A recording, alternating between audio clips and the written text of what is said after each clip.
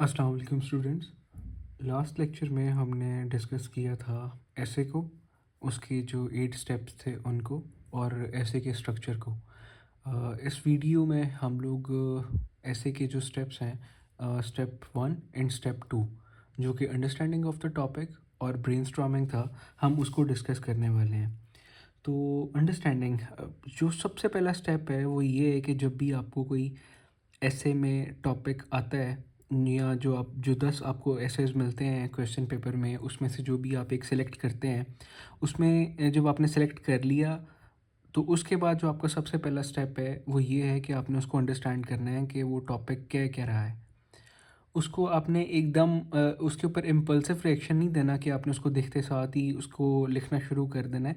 आपने उसको समझना है, सोचना है उसके ऊपर, और उसके बाद उसको एक तरीके के साथ स्टार्ट करना है, जो कि आपको भी आहिस्ता आहिस्ता इन स्टेप्स के साथ साथ मैं बता दूंगा। आपने इम्पल्सिव रिएक्शन नहीं लेना। टॉपिक स्टेटमेंट को पढ़ते साथ ही अगर आप उसके ऊपर लिखना शुरू कर देंगे तो वो शुरू शुरू में शायद आपसे लिखा जाएगा, लेकिन कुछ आगे जाके आप तंग होंगे, आपको समझ नहीं आएगी। इसलिए ऐसा काम नहीं करना जो आगे जाके आपके लिए परेशानी का बायस बने। आपने एक तरीके के साथ चलना है, और वो तरीका अब हम इन वीडियोस में, इन सीरीज़ में हम एक एक करके देखते जाएंगे। तो सबसे पहला जो उसका स्टेप है वो है understanding of the topic. Understanding जो पोर्शन है इसका, इसके 3 स्टेप्स हैं। इसके 3 स्टेप्स हैं। जो पहला स्टेप है वो ये है कि आप टॉपिक को आराम से तसल्ली के साथ पढ़ें। तो वो क्या है जी? Read the topic carefully. आप आराम से इसको टॉपिक को एक बार पढ़ें, सुकून के साथ, तसल्ली के साथ। प्रेशर में नहीं आना कि यार टाइम शुरू हो गया, पेपर जो है वो बस हमने जल्दी जल्दी। कुछ लोग ऐसे करेंगे कि वो देखते साथ ही प्रेशर में आएंगे आप उसके अंदर एग्जामिनेशन हॉल में बैठ के।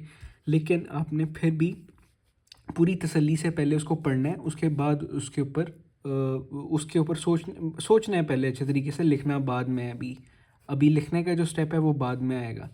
अभी मैं आपको ये भी बताऊंगा कि जो 3 घंटे हैं उनको आपने ब्रेक डाउन कैसे करना है, कि आप कितने टाइम के अंदर अपनी ये एक्टिविटी, जो ब्रेनस्टॉर्मिंग और जो रॉ एक्टिविटी है वो आपने कितने टाइम में कर लेनी है। मतलब जो आपने अपना ड्राफ्ट आउटलाइन बनानी है वो कितने मिनट्स में बना लेनी है, इंट्रोडक्शन कितने मिनट में लिखना है, फिर बॉडी पैराग्राफ्स पे कितना टाइम लगाना है, और कंक्लूजन पे कितना टाइम लगाना है। वो ब्रेक डाउन हम बाद में करेंगे।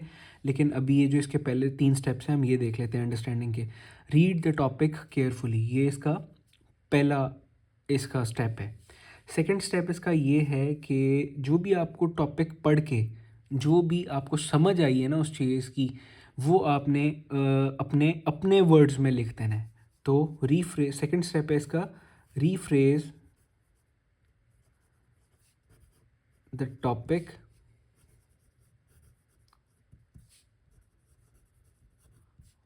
What you understood.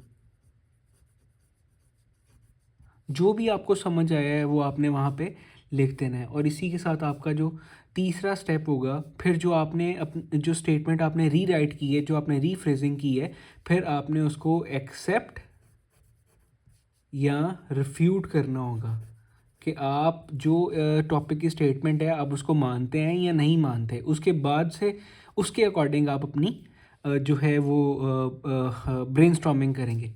तो लेट्स से कि 2025 का एक टॉपिक आया था सीएसएस में, frailty is no more the name of women. ठीक है। तो फ्रेलिटी क्या होता है? फ्रेलिटी रिप्रेजेंट करता है वीकनेस को। तो वो कहते हैं कि ये जो कमज़ोरी शमज़ोरी है ना, ये अब मज़ीद अब औरतों का ये नहीं है, औरतों के साथ एसोसिएट नहीं है ये। तो आपने आपको इसको पढ़ के, चले लेट सपोज आपने ये वाला टॉपिक करना है, तो आप इसको रीफ्रेस कैसे करेंगे, आपने वर्ड में कैसे लिखेंगे? पहला तो आपने ये जी फर्स्ट स्टेप आपने कर लिया कि आपने अपने टॉपिक को केयरफुली पढ़ लिया कि इसका मतलब क्या है, ये क्या कह रहा है। फिर जो आपने सेकंड स्टेप में इसको रीफ्रेस करना है, वो आप क्या करेंगे? मतलब कि मुझे ऐसा लग रहा है कि वो कह रहा है कि women of today is not weak any more. ठीक है, मुझे ऐसा लग रहा है कि वो ये इसका मतलब है, ये women today is not weak any more. अच्छा ठीक है, अब मैं इस चीज़ को मानता हूँ कि हाँ जी जो आज की औरत है वो जो है वो कमज़ोर तो नहीं है, तो मैं इसको कहूँगा yes, frailty is no more the name of women. ठीक है, यहाँ तक हो गई बात मेरी जी, मैंने टॉपिक को अंडरस्टैंड कर लिया। मुझे पता चल गया कि यार इसका मतलब ये है कि वो जो एग्जामिनर ने जो स्टेटमेंट दिया उसका मतलब ये है, और मैंने इसके साथ इसको एक्सेप्ट किया है या मैंने इसको रिफ्यूट किया है। अब मुझे पता चल गया कि हाँ जी मैं इसके साथ जा रहा हूँ, मैं इसको एक्सेप्ट ही कर रहा हूँ। तो मेरा जो अगला काम होगा वो क्या होगा, वो होगा इसकी ब्रेनस्टॉर्मिंग करना कि मैंने इसके बारे में पॉइंट्स कहाँ से इकट्ठे करने हैं। ब्रेनस्टॉर्मिंग क्या होती है कि आप अपना सोच विचार करके जो भी मतलब आपको इससे रेलेवेंट पॉइंट आपके जहन में आपने पढ़े हुए हैं, आपको याद हैं, वो सारे आपने इकट्ठे करने हैं पहले, और उसके बाद फिर आपने इसकी थीसिस स्टेटमेंट बनानी है और देन आपने आउटलाइन की तरफ जाना है। तो अभी हम ब्रेनस्टॉर्मिंग पे रहेंगे और हम देखते हैं कि ब्रेनस्टॉर्मिंग किस किस तरह से की जा सकती है। तो ब्रेनस्टॉर्मिंग करने के आपने एक काम ना, एक चीज़ आपने याद रखनी है कि जब भी आप अपना ऐसे लिखने लगे ना, जो भी मतलब आपने सेलेक्ट कर लिया एक बार, आपको वो फाइनल हो चुका है कि मैंने अब यही ऐसे करना है, तो आपने अपना जो पेपर है, क्वेश्चन पेपर है, उसको मुकम्मल तौर पे फोल्ड करके आपने सिर्फ अपनी वो स्टेटमेंट अपने सामने रखनी है और बार बार उसको देखते जाना है कि मैंने इसी के बारे में लिखना है, मैंने इसी के बारे में लिखना है, ताकि आप रेलेवेंट रहें और आप अपने टॉपिक से डाइवर्ट ना हो। तो ब्रेनस्टॉर्मिंग जो है वो क्या चीज़ है, ब्रेनस्टॉर्मिंग करने के कुछ तरीके हैं, कुछ टेक्निक्स हैं।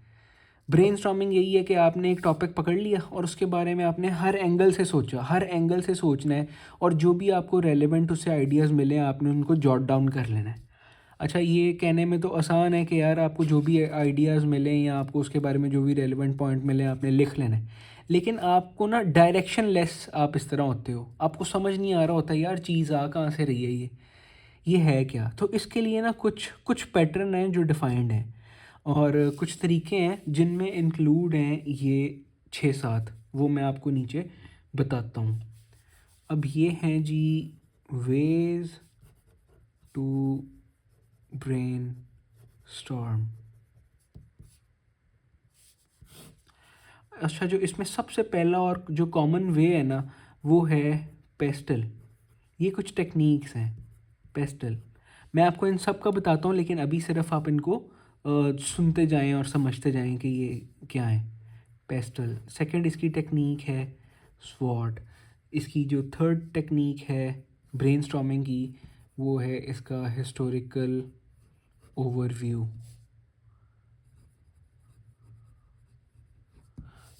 जो इसकी फोर्थ है वो है contemporary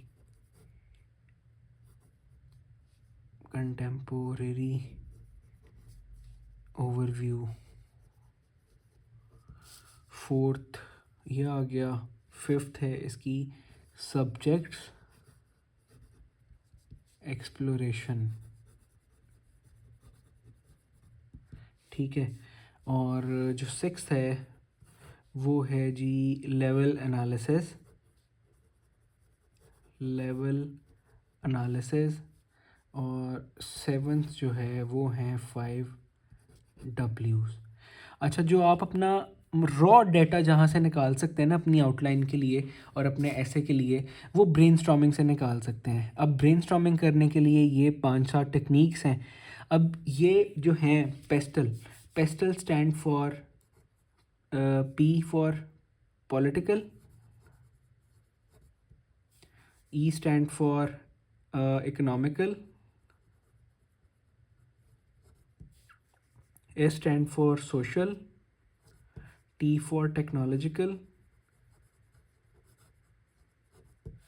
E for environmental, and L for legal। ये इसके ना आस्पेक्ट्स हैं। एस्पेक्ट्स हैं ये।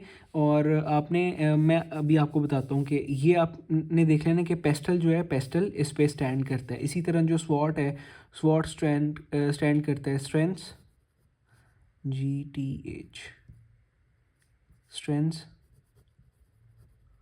वीकनेसेस, अपॉर्चुनिटीज़, और T फॉर थ्रेड्स। इसी तरह जो भी आपका टॉपिक होगा उसका हिस्टोरिकल ओवरव्यू आपने लेना है। वो क्रोनोलॉजिकल ऑर्डर में आप चलेंगे कि पहले हुआ ये, फिर ये इवेंट, फिर ये इवेंट, क्रोनोलॉजिकल ऑर्डर। ठीक है, हिस्ट्री से जो भी उसके बारे में रेलेवेंट डाटा होगा वो आपने निकाल के लिख लेना है। फिर कंटेम्प्रेरी ओवरव्यू, जो आपको जो भी आपका जो आजकल के हालात में चल रहा होगा उससे जो रेलेवेंट पॉइंट मिलेंगे वो आपने जॉट डाउन कर लेने हैं। ये आपने लिख लेना है कि प्रेजेंट स्टेटस, इसके अंदर आप लिख लें। सब्जेक्ट्स एक्सप्लोरेशन में आता है जो कुछ भी आपने पढ़ा है, जो भी रेलेवेंट सब्जेक्ट है। जैसे कि अभी ऊपर वाला जो टॉपिक है जो हमने किया है, जिसका नाम था ये frailty is no more the name of women, ये अब मेरा एक सब्जेक्ट है जेंडर स्टडीज़ का। और जेंडर स्टडीज़ मेरा इरेलीवेंट है इसके ऊपर, इसके अंदर से डाटा मुझे मिल सकता है, तो मैं इसको यहाँ पे लिख लेता हूँ। और मेरा कोई सब्जेक्ट ऐसा हो, क्रिमिनोलॉजी में भी, क्रिमिनोलॉजी से कुछ डाटा निकाल सकते हैं हम। ठीक है, और नहीं, बस मेरे ख्याल से मेरे जो सब्जेक्ट्स हैं उसमें से मुझे यही दो लग रहे हैं।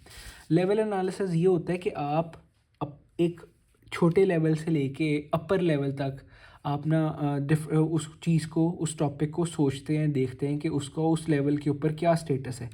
जैसे कि आपका जो सबसे जो होता है यूनिट, सबसे जो पहला यूनिट होता है, जो बेसिक यूनिट होता है कि इंसान का, वो उसकी होती है फैमिली, फैमिलियल लेवल के ऊपर देखेंगे। फिर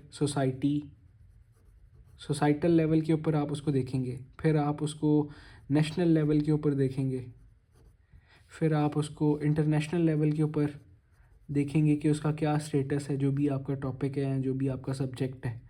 फिर आप उसको देखेंगे जैसे हेल्थ में उसका क्या स्टेटस है, R&D, रिसर्च एंड डेवलपमेंट में उसका क्या स्टेटस है।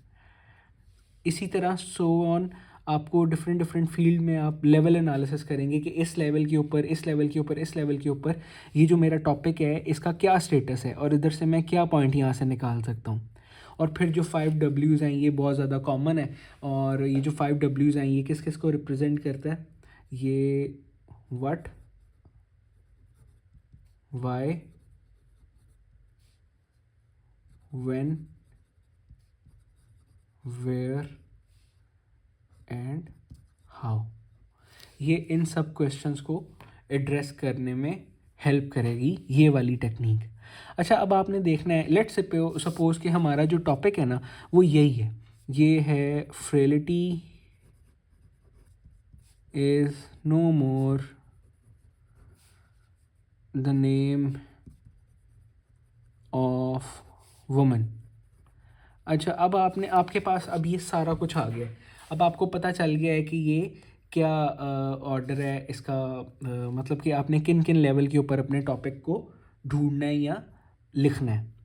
तो आप, ये वाला अब आपका टॉपिक है पॉलिटिकल, पॉलिटिकल जो लेवल है इसके ऊपर भी चीज़ निकल सकती है। इकोनॉमिकल ये भी रेलेवेंट है, सोशल भी रेलेवेंट है, टेक्नोलॉजिकल में से भी कोई ना कोई डाटा निकल आएगा, एनवायरमेंटल और लीगल में भी कोई ना कोई डाटा निकल आएगा। अब ये देखें, frailty is no more the name of woman, common sense use करनी है कि जो स्वॉट टेक्निक है, ओके, यहाँ से आप इसकी स्ट्रेंथ ले सकते हैं, वीकनेसेस आप नहीं ले सकते। अपॉर्चुनिटीज़ की एक हेडिंग बन सकती है कि औरतों के लिए क्या क्या अपॉर्चुनिटीज़ नज़र आ रही हैं। और जो थ्रेट्स हैं, नहीं, आप इनको नहीं ले सकते क्योंकि टॉपिक ही देखें ना कि वो डिफरेंट है। फिर क्रोनोलॉजिकल ऑर्डर में अगर जाएं तो जो जेंडर स्टडीज़ में हमने पढ़ते हैं वो कोई 4 वेव्स आती हैं, 4 waves of feminism, 4 waves of feminism, ये एक हेडिंग बन सकती है।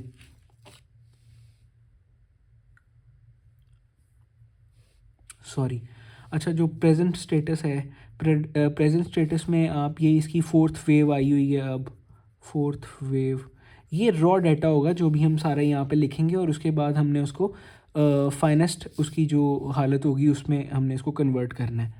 तो ये प्रेजेंट स्टेटस इसका ये है कि फोर्थ वेव चल रही है। इसकी जो हिस्टोरिकल ओवरव्यू यही है कि फर्स्ट टू थर्ड वेव ये इसके हिस्टोरिकल एनालिसिस में आ जाएगी। और जो फैमिलियल स्टेटस है, सोसाइटी के स्टेटस के ऊपर, नेशनल स्टेटस पे, इंटरनेशनल हेल्थ, R&D, ये सारा जो है ये भी हम देख लेते हैं। अच्छा, ये कुछ स्टैंडर्ड्स हैं जिनके ऊपर आप रख के अपनी ब्रेनस्टॉर्मिंग कर सकते हैं, अपने टॉपिक के बारे में इंफॉर्मेशन जो है वो गैदर कर सकते हैं। 1 मिनट रुकिएगा।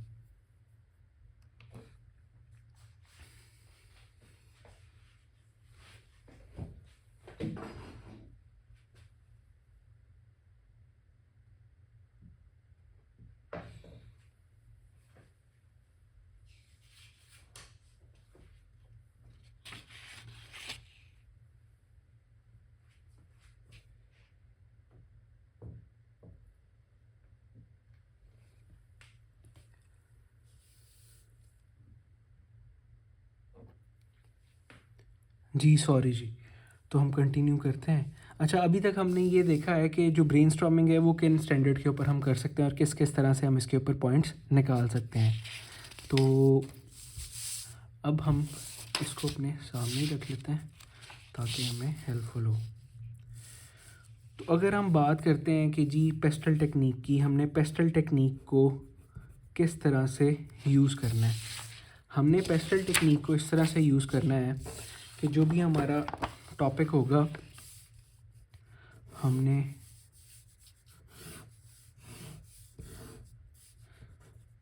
ये देखिएगा पॉलिटिकल, इस तरह से आपके लिए डाटा गैदर करना बहुत ज़्यादा आसान हो जाएगा। इकोनॉमिकल, सोशल, टेक्नोलॉजिकल,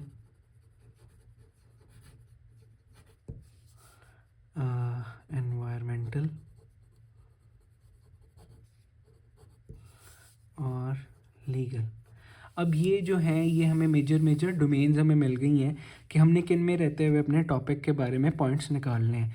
तो अगर मैं अपनी पॉलिटिकल डोमेन में देखता हूँ तो वहाँ पे हम पॉइंट बना लेते हैं कि वुमेन, औरतों को क्योंकि इक्वल रिप्रेजेंटेशन मिल रही है, इंक्रीज्ड रिप्रेजेंटेशन मिल रही है पहले से, तो उनके पास जो है वो लेवल प्लेइंग फील्ड है कि वो अपने जो राइट्स हैं उनके लिए आवाज़ उठा सकती हैं। तो हम इसको किस तरह से लिख सकते हैं कि वुमेन। अच्छा, जो भी आपने पॉइंट लिखना है ना, ये बात आपने याद रखनी है इसी जगह के ऊपर, ब्रेनस्टॉर्मिंग के अंदर ही जो जो आप पॉइंट लिखते जा रहे हैं उसके साथ आपने एक एग्जांपल अपनी तैयार रखनी है और वो आपने एग्जांपल अपने साथ लिखते जाना है इसके। तो women of today are in key political position. ठीक है, ये आपका एक पॉलिटिकल का एक पॉइंट बन गया, एक पॉइंट बन गया आउटलाइन का। और इसकी जो एग्जांपल अगर आपने रखनी है तो एग्जांपल है इसकी, आप कह सकते हैं PM जेसिंडा आर्डन, ये न्यूजीलैंड की PM है। ठीक है, आप इनके बारे में बता सकते हैं कि वो इस पोजीशन में है कि वो औरतों के हकूक़ के बारे में कोई भी स्टेप ले सकती हैं अपने मुल्क में भी और ग्लोबल लेवल के ऊपर भी। फिर अगर आप इकोनॉमिकल डोमेन में आते हैं तो यहाँ पे आप लिख देते हैं कि दे आर फाइनेंशियल। अच्छा, आपने ना इसको स्टैंडर्ड नहीं समझना है, मैं सिर्फ आप लोगों की अंडरस्टैंडिंग के लिए ये जो पॉइंट्स हैं इनको जॉट डाउन करता जा रहा हूँ जल्दी जल्दी में, क्योंकि वीडियो का फिर टाइम एक्सटेंड हो जाना तो फिर देखने वाले भी आवाज़ार होते हैं, तो इसलिए हमने शॉर्ट रखना है। तो मैं ये ईजियर वे में जो भी पॉइंट्स मेरे जहन में आ रहे हैं मैं जल्दी जल्दी इनको लिखता जा रहा हूँ। They are financially independent. ठीक है, और यहाँ पे आपको ये रिपोर्ट दे देंगे ग्लोबल जेंडर गैप के ऊपर, जेंडर गैप रिपोर्ट जो होती है, जेंडर, यहाँ पे आपने इसको डायरेक्ट से रिप्रेजेंट करते जाएं अपनी एग्जांपल्स को। जेंडर गैप रिपोर्ट 2024 इसमें उन्होंने बताया था कि जो पे गैप है इनका वो रिड्यूस हो चुका है और उनकी जो औरतें हैं वो पहले से ज़्यादा फाइनेंशियल इंडिपेंडेंट हैं और जो इनका पे गैप है वो भी रिड्यूस हो गया है। और आगे की वो मैं आपको आगे बताता हूँ। फिर आ गई है सोशल डोमेन। इसमें आप कह लें कि harassment cases against women are reduced. ठीक है जी। अब ये जो है ये यूएन वुमेन एक इंस्टीट्यूट है उसकी रिपोर्ट थी जिसमें वो फैक्ट्स देते हैं। ये अब आप लोगों को देखने पड़ेंगे लेकिन मैं जस्ट फॉर योर अंडरस्टैंडिंग मैं यहाँ पे ये जल्दी जल्दी लिखता जा रहा हूँ कि उसकी रिपोर्ट में था कि जो हरासमेंट केसेस हैं उनके अंदर कमी आई है। और टेक्नोलॉजिकल में आप हमारी जो आरफा करीम रंधावा थी उनकी भी आप एग्जांपल दे सकते हैं। और वुमेन इसके अंदर हम क्या स्टेटमेंट बनाएं, women are turned from passive dependence into powerful agents of change। और यहाँ पे हम एग्जांपल दे देते हैं एक Kalpana Chawla in space science. ये एक इंडियन साइंटिस्ट थी जिनका जो पिछले दिनों जो इंडिया ने अपनी कोई सैटेलाइट लॉन्च की थी मून पे, उसके अंदर इनका बहुत बड़ा रोल था। तो हमने ये नहीं देखना कि वो इंडिया से है या हमारे कोई एंटी कंट्री है उससे है, हमने बस अपना ऐसे लिखना है और बायस्ड होके लिखना है, अनबायस्ड होके लिखना है, सॉरी। तो आपने ये एग्जांपल मेरी एक यहाँ पे हो गई है। ठीक है। इन्वायरमेंट में आप ग्रेटा थनबर्ग जो हैं उनकी एग्जांपल दे सकते हैं। इन्वायरमेंट में हम क्या लिखेंगे, even environment okay is a matter of concern for women. तो यहाँ पे आपका जो एग्जांपल है वो रोल ऑफ ग्रेटा थनबर्ग इनके बारे में लिख सकते हैं। फिर जो लीगल है, लीगल डोमेन में आप क्या कह सकते हैं कि law provides them protection like no before. मतलब कि कानून जो आज उनको प्रोटेक्शन देते हैं ऐसी अनप्रेसिडेंटल थी, ऐसी पहले कभी भी नहीं देखी गई। और यहाँ पे आप अपनी जो एग्जांपल है वो जो वुमेन प्रोटेक्शन सेल्स होते हैं, वुमेन प्रोटेक्शन सेल्स उनके नंबर की और वो जो सेल्स का रोल है उसके बारे में आप एज एन एग्जांपल यहाँ पे कोट कर सकते हैं। तो हेल्पलाइंस। ठीक है। और इसके बारे में जो भी आप हमारे मुल्क के अंदर कोई लॉज वगैरह बने होते हैं उनका भी यहाँ पे रेफरेंस दे सकते हैं। अच्छा, ये हमने अपनी 6 डोमेन के अंदर, मतलब हमने अपनी आउटलाइन के 6 पॉइंट्स हमने बना लिए हैं, ये एनवायरमेंटल और लीगल। तो ये हो गया एक इसकी ये हो गया। फिर आप अगर आएँ, जिस तरह हमने पिछले वाले जो पेपर था उसके अंदर हमने क्रॉस की थी कुछ चीज़ें कि पेस्टल में हमने हर डोमेन से कोई ना कोई बात निकाल ली। अब ये जो स्वॉट थी, स्वॉट स्ट्रेंथ, वीकनेसेस, अपॉर्चुनिटीज़ और थ्रेट, इसमें क्या क्या रेलेवेंट था, इसमें स्ट्रेंथ रेलेवेंट है जो हम यहाँ पे डाल सकते हैं और अपॉर्चुनिटीज़ रेलेवेंट है वो भी हम यहाँ पे लिख सकते हैं। तो जो नई रेलेवेंट वो हमने काट दी थी। और जो अब अगर हम इनकी स्ट्रेंथ की तरफ आएँ तो हम ब्रेनस्टॉर्मिंग कर रहे हैं, इसमें हम कुछ भी लिख सकते हैं, कुछ भी सोच सकते हैं, कुछ भी डाल सकते हैं इसके ऊपर। ब्रेनस्टॉर्मिंग में आपके ऊपर किसी किस्म की भी कोई पाबंदी नहीं होती आपके ऊपर। स्ट्रेंथ्स, तो स्ट्रेंथ्स हमें क्या क्या है यार, वीडियो लंबी होती जा रही है और हमने इसको जल्दी जल्दी कवर करना है। फाइनेंशियल इंडिपेंडेंस इनकी स्ट्रेंथ है। दूसरी स्ट्रेंथ है इनकी राइट टू एक्सटेंड और लिमिटाइज फैमिली। मतलब कि जो पेट्रियार्कल सोसाइटी थी हमारी यहाँ, जो कुछ टाइम पहले की अगर बात करें तो वहाँ पे मेल रोल जो था वो डोमिनेंट था और औरतों को कोई आज़ादी नहीं थी कि उन्होंने कितने बच्चे पैदा करने भी हैं या नहीं करने, उनकी ख्वाहिश की कोई कदर नहीं थी। लेकिन अब ऐसा नहीं है और स्ट्रेंथ इनकी ये है कि अब ये ज़्यादा एनलाइटेंड है और एजुकेटेड है, या फिर एजुकेटेड। एनलाइटेंड एजुकेटेड एक ही बात है। अच्छा, स्ट्रेंथ्स हमने यहाँ पे लिख ली। अब हम यहाँ पे इनके लिख लेते हैं इनके पास अपॉर्चुनिटीज़ क्या क्या हैं। अपॉर्चुनिटीज़, ठीक है, अपॉर्चुनिटीज़ इनके पास हैं क्या क्या कि इनकी equal pay to their mail workers, ठीक है। फिर इंक्रीज्ड जॉब कोटा है, ओके। इंक्रीज्ड पॉलिटिकल रिप्रेजेंटेशन है, ये इनके पास एक अपॉर्चुनिटी है। फिर जो है इनको मैटरनिटी